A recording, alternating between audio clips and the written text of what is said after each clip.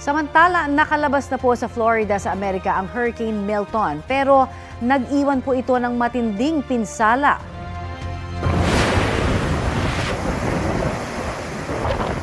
Sa tindi po ng hangin at ulan, nag-collapse ang isang crane sa St. Petersburg. Tumama pa ito sa kalapit na gusali.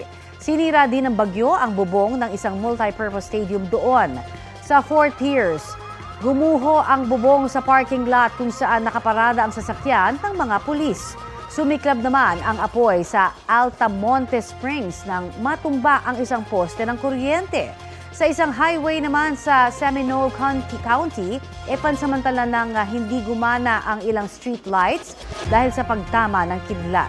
Sa bubong naman, sa buong Florida, ay mahigit 3 milyong bahay at negosyo po ang nawala ng kuryente dahil sa Hurricane Milton.